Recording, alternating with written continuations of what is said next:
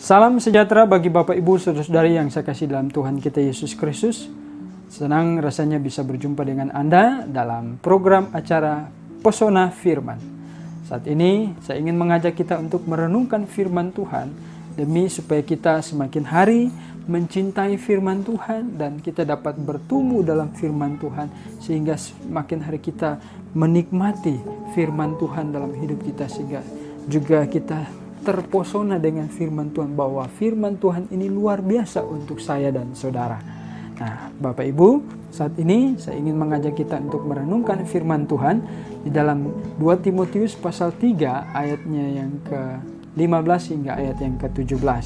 Saya akan membacakan bagi Bapak Ibu saudari 2 Timotius pasal 3 ayat 15 hingga ayat yang ke-17. Ingatlah juga bahwa dari kecil engkau sudah mengenal kitab suci yang dapat memberi hikmat kepadamu dan menuntun engkau kepada keselamatan oleh iman kepada Yesus Kristus. Segala tulisan yang diilhamkan Allah memang bermanfaat untuk mengajar, untuk menyatakan kesalahan, untuk memperbaiki kelakuan, dan untuk mendidik orang dalam kebenaran. Dengan demikian, tiap-tiap manusia kepunyaan Allah diperlengkapi untuk setiap perbuatan baik. Baik Bapak Ibu yang dikasihi Tuhan, sebelum kita merenungkan firman Tuhan ini, mari kita berdoa. Kita satu di dalam doa. Tuhan, saat ini kami akan merenungkan firman-Mu. Tuhan, buka hati dan pikiran kami sehingga kami dapat dicerahkan akan kebenaran firman-Mu dan kami dapat memahami firman-Mu dengan baik dan kami dapat bertumbuh di dalamnya sehingga kami dapat melakukan apa yang Kau kehendaki dalam hidup kami. Terpujilah nama-Mu Tuhan, biarlah sungguh nama-Mu dipermuliakan. Dalam nama Tuhan kami Yesus Kristus kami berdoa kepadamu. Amin. Bapak Ibu, saudara-saudara yang saya kasih dalam Tuhan kita Yesus Kristus, 2 Timotius atau surat Paulus kepada Timotius adalah surat yang disebut dengan surat pengembalaan. Kenapa disebut surat pengembalaan? Karena ada banyak hal pengajaran-pengajaran mengenai seorang pemimpin di mana Timotius dipercayakan untuk mengembalakan jemaat di Efesus. Dia adalah seorang yang masih sangat muda.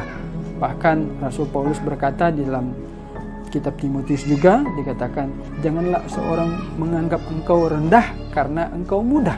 Jadi Timotius ini adalah orang yang masih sangat muda. Dan dia termasuk orang yang belum sangat berpengalaman di dalam pelayanan.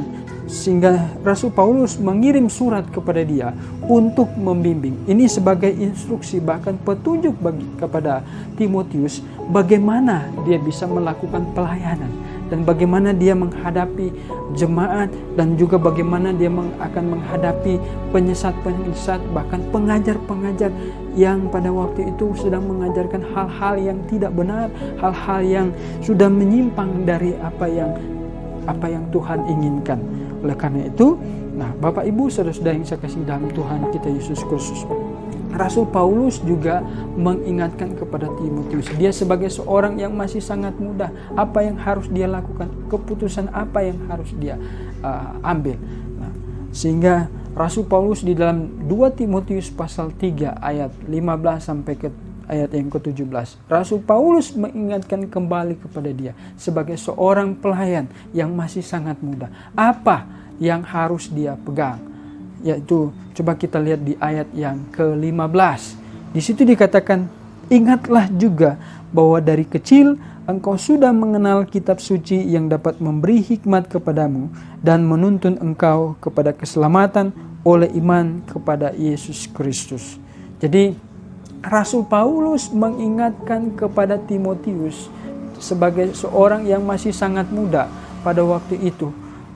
Tentu dia masih sebagai seorang yang muda, dia perlu bimbingan banyak orang, dia perlu tahu, dia perlu belajar kepada orang-orang yang senior dia. Tetapi Rasul Paulus mengingatkan apa yang patut menjadi pegangan dia, apa yang patut menjadi patokan dia, yaitu yang pertama adalah kitab suci. Nah, saudara yang saya kasih dalam Tuhan kita Yesus Kristus, itulah sebabnya saat ini saya ingin mengajak kita untuk melihat kelebihan atau superioritas Alkitab. Nah, Apa kelebihan Alkitab dari kitab-kitab yang lain, dari buku-buku yang lain, dari pandangan-pandangan yang lain? Apa kelebihannya? Coba kita lihat di dalam ayatnya yang ke-16. Rasul Paulus mengingatkan kepada Timotius bahwa dikatakan segala tulisan diilhamkan Allah. Jadi kalau di dalam bahasa asli itu setiap kitab dinafasi Allah atau diilhamkan Allah. Kitab yang mana? Yaitu di ayat yang ke-15. Di ayat yang ke-15 dikatakan kitab suci yang dia pelajari, yang dia kenal, yang dia baca, yang menjadi pedoman pada waktu itu. Orang-orang Yahudi, bahkan mereka orang-orang jemaat-jemaat masih memegang perjanjian lama sebagai panutan hidup, dan bahkan pada waktu itu surat-surat Rasul juga sebagai firman Tuhan. Nah, itulah sebabnya waktu Paulus tidak ada bersama-sama dengan Timotius, Paulus mengingatkan kembali kepada Timotius, segala tulisan diilhamkan Allah, atau setiap kitab itu diilhamkan Allah. Kitab suci yang Rasul Paulus, bahkan rasul-rasul yang lain, bahkan Timotius pegang, dan surat-surat yang diterima oleh Timotius adalah surat-surat yang diilhamkan yang diilhamkan Allah. Jadi saudara yang saya kasih dalam Tuhan kita Yesus Kristus, Rasul Paulus ingin mengingatkan kepada Timotius, kalau tidak ada Rasul Paulus, kalau tidak ada rasul-rasul yang lain, apa yang menjadi patokan dia? Di mana dia perlu mendapatkan pengajaran, di mana dia perlu mendapatkan hikmat, yaitu di dalam kitab suci, yaitu di dalam surat-surat Rasul. Sehingga dikatakan Rasul Paulus mengingatkan kepada Timotius, segala tulisan diilhamkan Allah. Nah, Bapak Ibu, saudara-saudara yang saya kasih dalam Tuhan kita Yesus Kristus, hal ini mengingatkan saya dan saudara, dan hal ini juga memberitahukan kepada saya dan saudara bahwa Paulus memberikan instruksi, Paulus mengingatkan kepada Timotius bahwa ketika dia harus mendapatkan hikmat, itu harus mendapatkan dari Alkitab saja, dari kitab suci yang dia pelajari, dan surat-surat yang dikirim oleh rasul-rasul kepada dia, terlebih Rasul Paulus. Nah, oleh karena itu saudara yang saya kasih dalam Tuhan kita Yesus Kristus, mengapa Rasul Paulus mengingatkan kepada Timotius tentang Alkitab? Karena Alkitab ini adalah kitab yang diilhamkan Allah. Kitab suci yang dia pelajari, bahkan dia sudah dengar dari kecil, itu kitab yang diilhamkan Allah. Maka sama dengan itu adalah firman Allah. Nah, tahukah Anda bahwa Alkitab ini ditulis dalam rentan 1500 tahun.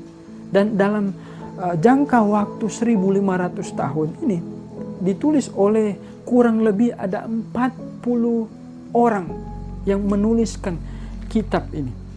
Dan 40 orang ini yang luar biasanya itu tidak saling janjian satu dengan yang lain. Karena kenapa? Karena 40 orang ini, kurang lebih 40 orang yang menulis seluruh kitab ini, itu tempatnya berbeda-beda, dan bukan hanya tempatnya yang berbeda-beda, tapi zamannya pun berbeda-beda. Yosua dengan Samuel itu juga jauh. Samuel dengan Yeremia jauh zamannya. Dan Yesaya dengan Matius itu sangat jauh berbeda. Oleh karena itu Bapak Ibu saudara-saudara yang saya kasih dalam Tuhan kita Yesus Kristus. Nah, hal ini yang mengingatkan kepada saya dan saudara bahwa betapa luar biasanya Alkitab ini ditulis walaupun dalam 1500 tahun, rentan waktu 1500 tahun, dan ditulis dengan kurang lebih 40 orang yang menulis, dan 40 orang ini menulis kitab ini dengan status yang berbeda. Ada dia seorang nelayan, ada seorang raja, ada seorang imam, ada seorang pemungut cukai, ada juga yang lain. Nah, dan yang luar biasanya, Alkitab ini memiliki isi dari 1500 tahun. Isi dari tulisan itu semua sama. Dan satu dengan yang lain saling menyambung satu dengan yang lain. Lalu karena itu Bapak Ibu Saudara-saudara yang saya kasih dalam Tuhan kita Yesus Kristus, betapa luar biasanya Alkitab. Luar biasa ketika ditulis dengan 40 orang. Zaman yang berbeda-beda. Dan dalam rentan waktu 1500 tahun. Tetapi luar biasa isinya itu hanya satu. Yaitu Allah Sang Pencipta yang datang menyelamatkan manusia, yaitu juru selamat, yaitu Yesus Kristus. Itulah sebabnya Rasul Paulus mengingatkan kepada Timotius, segala tulisan diilhamkan Allah. Ingatlah bahwa ketika Timotius, dia harus cari tahu informasi dari siapa. Rasul Paulus mengingatkan kepada dia, ada firman Tuhan. Inilah Alkitab adalah harta yang terindah bagi Timotius dan bagi semua. Dan bahkan bagi saya dan saudara. Harta yang terindah untuk saya dan saudara. Mengapa? Karena dia ini firman Tuhan. Dan karena ini adalah isi hati Tuhan. Karena Tuhan yang berfirman, Tuhan ingin kasih tahu kepada manusia tentang apa yang Tuhan kehendaki kepada manusia, maka dia berfirman. Nah, maka kalau dia berfirman, maka ini adalah isi hati Tuhan. Jadi Bapak Ibu Saudara-saudara yang dikasih dalam Tuhan kita Yesus Kristus, kalau Anda ingin mencari isi hati Tuhan, kalau Anda ingin mengetahui isi hati Tuhan, oh saya mau isi hati Tuhan, Anda mau tahu di mana? Hanya melalui Alkitab. Rasul Paulus mengingatkan kepada Timotius, ada Alkitab. Isi hati Tuhan di mana? Perintah Tuhan ada di mana? Firman Tuhan ada di mana? Di dalam kitab suci. Jadi adalah hal yang salah kalau kita mau cari kehendak Tuhan di tempat yang lain. Rasul Paulus saja mengingatkan kepada Timotius hanya lewat firman Tuhan. Kenapa kita harus mencari kehendak Tuhan, cari isi hati Tuhan di tempat yang lain? Paulus bilang apa? Segala tulisan diilhamkan Allah.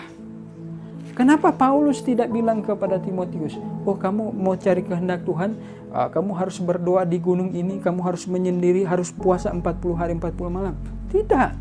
Tetapi Paulus justru mengingatkan kepada Timotius, segala tulisan diilhamkan Allah. Ini menunjukkan bahwa Alkitab ini adalah firman Tuhan, bahkan satu-satunya.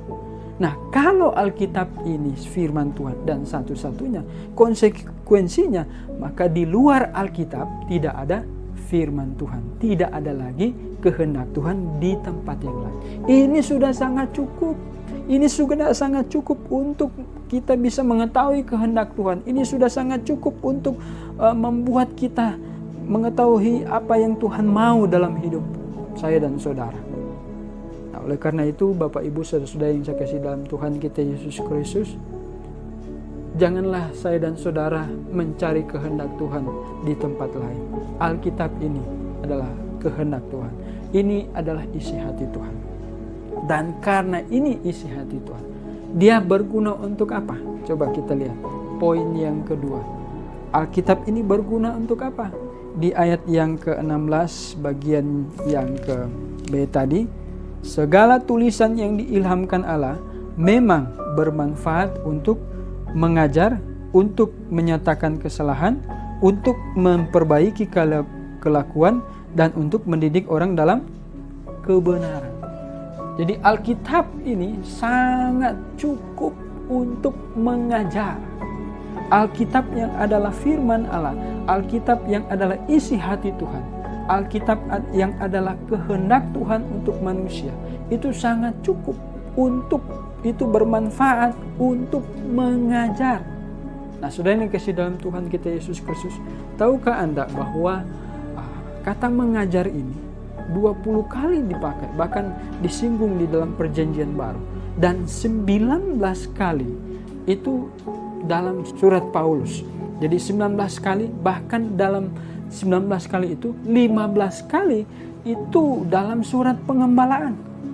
Nah, oleh karena itu Bapak Ibu yang dikasihi dalam Tuhan kita Yesus Kristus, betapa pentingnya pengajaran. Karena Rasul Paulus 15 kali menekankan dalam surat-surat pengembalaannya itu tentang pengajaran. Jadi saudara yang dikasihi dalam Tuhan kita Yesus Kristus, kalau ada orang yang tidak mementingkan pengajaran, maka itu salah. Kalau dia hanya lebih mementingkan kasih, kalau tidak mementingkan pengajaran, itu salah. Atau doktrin. Anda tahu doktrin itu apa?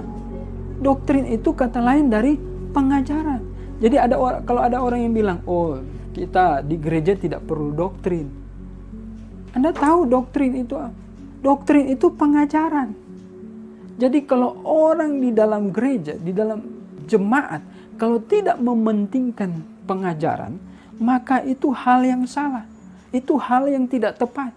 Rasul Paulus saja menekankan kepada Timotius tentang betapa pentingnya pengajaran. Bahkan di dalam 2 Timotius pasal 3 ini, di ayat yang ke-16 dikatakan firman Allah itu bermanfaat untuk apa? Mengajar. Jadi kalau di dalam kekristenan tidak mengutamakan pengajaran, itu hal yang salah. Kalau di dalam kekristenan hanya mengajarkan kasih, apa bedanya dengan yang lain? Yang membedakan kekristenan dengan yang lain itu karena pengajarannya. Pengajaran tentang apa? Oh, banyak hal, saudara. Yang paling penting adalah dalam pengajaran ini adalah tentang keselamatan, tentang kepastian masuk surga, tentang bagaimana cara masuk surga. Ini yang membedakan kekristenan dengan yang lain. Nah, itulah sebabnya saudara yang dikasihi dalam Tuhan kita Yesus Kristus, kalau kekristenan tidak mementingkan pengajaran, hati-hatilah. Oleh karena itu, kalau saya dan saudara ingin mau cari kehendak Tuhan, maka carilah di dalam Alkitab. Dan kalau Anda ingin menyenangkan hati Tuhan, maka belajarlah di dalam Alkitab. Karena di dalam Alkitablah itu bermanfaat untuk mengajar. Bahkan dikatakan apa? Yang kedua, untuk menyatakan kesalahan. Justru karena ada pengajaran, maka kita bisa tahu ini salah, ini benar. Justru karena ada pengajaran yang benar, membuat kita tahu, oh ada pengajaran yang tidak benar, oh ada pengajaran yang tidak alkitabiah, oh ini pengajaran yang alkitabiah. Kemudian dikatakan untuk memperbaiki kelakuan. Justru Alkitab yang adalah firman Allah yang bahkan menjadi pedoman hidup saya dan saudara. Ini sangat cukup, bukan hanya mengajar, bukan hanya memperbaiki kelakuan, untuk menyatakan kesalahan, tetapi juga memperbaiki kelakuan. Kalau ada hal yang salah, ketika diajar kita tahu itu salah, sehingga kita diperbaiki. Kalau dulu saya dan saudara mungkin tidak tahu bahwa kita bisa masuk surga dengan bertobat dan percaya. Ketika saya tahu bahwa masuk surga itu kita harus bertobat dan percaya kepada Yesus Kristus yang adalah Tuhan dan Juru Selamat. Itu memperbaiki pemahaman, bahkan memperbaiki sikap hidup, bahkan memperbaiki iman saya dan saudara. Yang dulu saya tidak mau percaya, dan sekarang saya harus percaya. Nah, oleh karena itu, Bapak Ibu saudara yang saya kasih dalam Tuhan kita Yesus Kristus, kemudian di situ dikatakan untuk mendidik orang di dalam kebenaran. Nah, Bapak Ibu saudara-saudara yang saya kasih dalam Tuhan kita Yesus Kristus, ada 3 hal, bahkan 4 hal di sini dikatakan. Alkitab itu bermanfaat untuk mengajar, untuk menyatakan kesalahan, untuk memperbaiki kelakuan, dan untuk mendidik orang dalam kebenaran. Ketika seseorang diajar, dia tahu hal yang salah, kemudian kalau dia tahu hal yang salah, diperbaiki kelakuannya, kemudian ketika dia tahu diperbaiki kelakuannya, terus akan terdidik di dalam kebenaran. Dia akan semakin hari bisa tahu, oh ini yang benar. Dan tahukah Anda, saudara yang dikasihi dalam Tuhan kita Yesus Kristus, 4 hal ini itu butuh proses. Alkitab yang adalah firman Allah itu sangat cukup untuk menjadi pedoman hidup saya dan saudara. Nah, kalau itu sebagai pedoman hidup, maka itu adalah proses juga. Itu butuh proses. Itulah sebabnya mengajar itu butuh proses. Untuk menyatakan kesalahan, itu butuh proses juga. Dikasih tahu, kemudian diperbaiki kelakuan, itu juga butuh proses. Kemudian mendidik orang dalam kebenaran, itu juga proses. Kata mendidik itu ada prosesnya. Jadi kalau orang mau jadi Kristen, orang mau tahu kehendak Tuhan, orang mau tahu apa isi hati Tuhan, orang mau tahu ingin menyenangkan Tuhan, kalau tidak mau menjalani proses-proses, maka dia hanya mau jadi, pokoknya saya ikut saja. Pokoknya saya tidak mau dengar doktrin, pokoknya saya mau jadi orang Kristen. Nah, akan menjadi orang Kristen karbitan. Nah, kalau dia jadi orang Kristen karbitan, ibarat buah itu cepat masak, tetapi juga cepat busuk. Tetapi kalau orang Kristen yang benar-benar mau mengasihi Tuhan, orang Kristen yang benar-benar ingin mencari kehendak Tuhan, mau tahu isi hati Tuhan, maka dia perlu mendengar firman Tuhan. Dia perlu membaca. Alkitab ini firman Tuhan yang sangat-sangat cukup. Sangat-sangat cukup untuk menjadi pedoman hidup saya dan saudara. Nah, kalau Paulus saja memberitahukan kepada Timotius bahwa Alkitab ini sudah sangat cukup untuk menjadi pedoman hidup dia, untuk melayani Tuhan, untuk bisa menjadi berkat dalam perkataan, dalam tingkah laku, dalam kesucian. Nah, mengapa saya dan saudara tidak menganggap bahwa Alkitab ini betapa pentingnya? Mengapa saya dan saudara tidak menjadikan Alkitab ini sebagai pedoman hidup saya dan saudara? Mengapa kita sama seperti orang yang di dalam Mazmur katakan, orang yang mengikuti orang fasik, yang duduk dalam kumpulan pencemooh, yang berdiri dalam kumpulan orang berdosa, yang mengikuti itu. Sehingga kita sama seperti dikatakan dalam Mazmur apa? Seperti sekam yang ditiup angin. Kalau lagi rame-ramenya, oh heboh ini kita ikut ini. Lagi trennya ikut ini, kita ikut ini. Kenapa kita tidak mau mengikuti Alkitab? Kenapa kita tidak menjadikan Alkitab ini sebagai pedoman hidup? Kenapa kita tidak menjadikan Alkitab ini sebagai harta kita, harta yang berharga? Harta bukan hanya harta yang tidak bernilai, tetapi ini sudah dikasih Tuhan. Ini bukan hanya kertas, tetapi pengajaran-pengajaran di dalamnya itu adalah firman Tuhan yang sangat berharga. Dan tahukah Anda, ketika Alkitab awal-awal ditulis, betapa orang sangat suka ingin membacanya. Bahkan nilai Alkitab pada waktu itu seharga satu gedung tinggi di kota London, di tengah-tengah kota London. Dan itu sangat mahal. Karena mereka tahu bahwa ini bukan hanya buku biasa yang hanya memberikan pengetahuan, yang memberikan wawasan luas. Tetapi Alkitab bukan hanya memberikan informasi, tetapi memberikan transformasi dalam hidup saya dan saudara. Bukan hanya memberikan wawasan luas, tetapi membuat saya memahami hal-hal yang luas. Memahami tentang kehendak Tuhan dalam hidup saya dan saudara. Oleh karena itu, Bapak Ibu saudara-saudara yang dikasihi dalam Tuhan kita Yesus Kristus, mari cintailah Alkitab. Mari bacalah Alkitab. Mari jadikan Alkitab sebagai standar hidup saya dan saudara. Jangan hal-hal yang lain.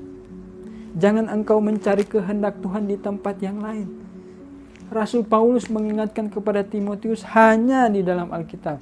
Anda mau tahu kehendak Tuhan, isi hati Tuhan di dalam Alkitab. Ingat 2 Timotius pasal 3 ayat 16 dikatakan, segala tulisan diilhamkan Allah, bermanfaat untuk mengajar, untuk menyatakan kesalahan, untuk mendidik orang untuk memperbaiki kelakuan, dan untuk mendidik orang dalam kebenaran. Ayat 17, di situ dikatakan, dengan demikian tiap-tiap manusia kepunyaan Allah diperlengkapi untuk setiap perbuatan baik. Dengan demikian, ketika saya dan saudara, ketika Timotius memegang Alkitab yang adalah firman Allah, maka ketika dia menjalani hidup itu, dikatakan dengan demikian manusia kepunyaan Allah diperlengkapi. Dia akan diperlengkapi untuk apa? Untuk setiap perbuatan baik. Itulah sebabnya Rasul Paulus mengingatkan, hanya Alkitab saja. Kalau Alkitab itu tidak cukup menjadi pedoman hidup saya dan saudara, bahkan Timotius, untuk apa dia berkata diperlengkapi untuk setiap perbuatan baik? Paulus pasti akan berkata membantu untuk perbuatan baik, melengkapi, membantu untuk melengkapi. Tetapi dia tidak bilang membantu untuk melengkapi, tetapi dia berkata dengan demikian setiap manusia kepunyaan Allah diperlengkapi untuk setiap perbuatan baik. Diperlengkapi. Jadi ini sudah sangat cukup. Jadi Anda mau menjadikan Alkitab ini firman Allah satu-satunya, bahkan pedoman hidup saya dan saudara, dan mau mencari kehendak Tuhan hanya di dalam Alkitab, isi hati Tuhan hanya di dalam Alkitab, atau ada di tempat yang lain? Kalau ada di tempat yang lain, bahkan Anda lebih semangat untuk mencari kehendak Tuhan, bahkan Anda ingin mau cari tahu kehendak Tuhan di tempat yang lain, lewat cara-cara yang lain, maka Anda menjadikan Alkitab ini menjadi salah satu firman Tuhan. Dan bahkan Anda menjadikan Alkitab ini bukan lagi firman Tuhan sebenarnya. Dan bahkan orang yang tidak mengasihi Tuhan, orang yang tidak mau belajar firman Tuhan, itu sama dengan menghina Tuhan. Alkitab ini adalah representatif Tuhan, karena ini isi hati Tuhan. Ini bentuk kita mengasihi Tuhan, maka kita seharusnya melakukan, mau belajar kehendak Tuhan dari Alkitab, bukan dari yang lain. Oleh karena itu, Bapak Ibu, saudara-saudari yang saya kasih dalam Tuhan kita Yesus Kristus, mari kita tetap berdiri teguh pada firman Tuhan. Mari kita belajar Alkitab. Mari kita menjadikan Alkitab ini sebagai pedoman hidup. Karena sama seperti Rasul Paulus berkata kepada Timotius, dengan demikian tiap-tiap manusia kepunyaan Allah diperlengkapi untuk setiap perbuatan baik. Maukah saya dan saudara menjadikan Alkitab ini adalah harta yang paling terindah dalam hidup saya dan saudara, dan menjadikan Alkitab ini adalah pedoman hidup saya dan saudara? Mari kita berdoa. Tuhan, terima kasih buat saat ini kami sudah merenungkan firman-Mu. Tuhan, tolonglah untuk kami semakin hari menyadari bahwa Alkitab ini adalah firman Allah. Ini adalah isi hati-Mu Tuhan. Ini adalah suara hati-Mu, kerinduan-Mu dalam hidup kami, kehendak-Mu bagi kami. Oleh karena itu, biarlah kami menyadari bahwa jika kami mengasihi Engkau, jika kami ingin melakukan kehendak-Mu, maka sepatutnya kami belajar firman-Mu, dan kami menjadikan firman-Mu ini sebagai pedoman hidup kami, sehingga kami dapat berjalan di jalan yang benar, sehingga kami dapat diperlengkapi untuk hal-hal yang baik. Kami dapat menjadi contoh bagi orang lain. Kami dapat menjadi contoh, menjadi berkat bagi yang lain. Dalam perkataan kami, dalam tingkah laku kami, dalam kesucian kami. Sehingga Tuhan, nama-Mu lah yang dipermuliakan. Terpujilah nama-Mu Bapa. Hanya dalam nama Tuhan kami Yesus Kristus kami berdoa kepadamu. Amin. Baik Bapak Ibu, saudara-saudara yang saya kasih dalam Tuhan kita Yesus Kristus, kiranya firman Tuhan ini boleh memberkati Anda. Dan jikalau firman Tuhan ini memberkati Anda, silakan Anda like dan subscribe, dan Anda juga bisa membagikan firman Tuhan ini kepada orang lain sehingga mereka juga dapat diberkati. Dan biarlah Tuhan yang selalu dipermuliakan. Saya Evangelis Joni Tumakaka mengucapkan terima kasih dan salam Maranatha.